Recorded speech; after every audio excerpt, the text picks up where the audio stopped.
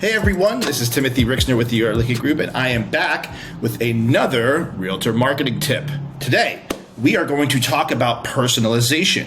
And what do I mean by that? We're talking about reaching out to a client in a way that they want to be reached out to, or connecting with a lead and including information in our marketing and our efforts to contact and engage them that are personalized to them. And we'll talk about some of the ways you can do this.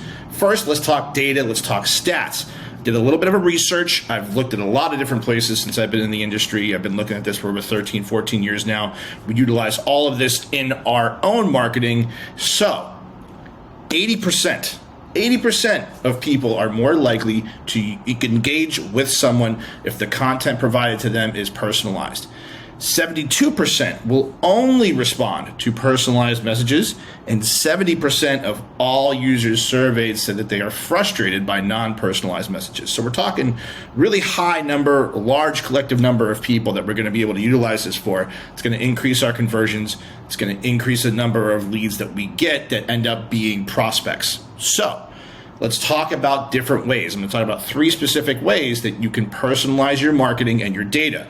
Most of the time, this is going to be done with merge tags inside of your CRM. So what we're going to do is we're going to pull the data out of the CRM and include that in the messaging. If you don't have access to doing that, there's a couple other ways that you can actually do that instead.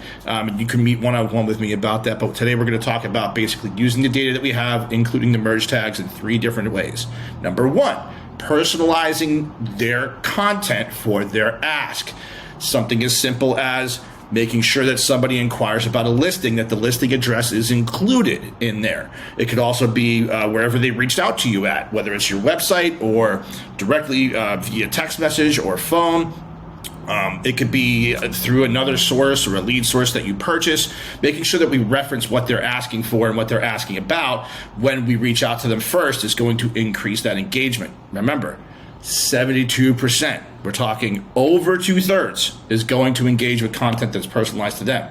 Secondly, we can talk about the time of day that we're sending that message. So most of these systems, all the CRMs, Follow Up Boss, all the major ones, can control the time and the cadence. So if you're reaching out to somebody in the morning, simply saying good morning. If it's afternoon, hey, afternoon. If it's prior to noon, you could do, hey, before you take your lunch, hey, before you grab some food for lunch.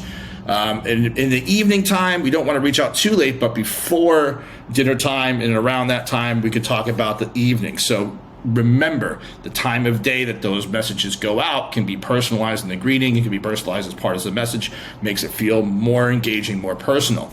Number 3, we're going to talk about their specific need. This is a little bit different than the ask. So if they're asking for a listing information, or if they're asking something as part of a home buyer prospect, let's say they go to an open house, their specific need isn't necessarily that property. Their specific need is buying XYZ type home, or you could segment by upgrades, downgrades, empty nesters, whatever you're looking at. You could build specific follow-up campaigns in your CRM, tag those people individually, and really segment out, and I talked about this in a prior video, segment out our database and use those segmentations to target and especially reference what their need is. Okay, so if you have a family that's increasing the size of their home, you have a first-time home buyer, you have a veteran buyer, these people all have different specific needs. Talking to them about those needs and then making yourself the resolution for that conflict in their search is the number 1 way that you're going to get them to engage and get them to come back to you once they get a lead source into the system, once they're getting churned. We don't want to just send them generic information. We don't want to send them a generic website. We don't want to send them something that doesn't have anything to do with them, because once again, 70% of people, as I referenced, are frustrated by impersonal experiences when it comes to lead cultivation. If you have any more questions, check the description below. Make sure you like and subscribe to content on here. We have a lot of great content for realtors as far as tips are concerned. We have a really good weekly update that Oliver sends out to everyone as far as the realtors are concerned on rates and market and where he thinks it's going, where he's seeing it going, what we're seeing with our clients.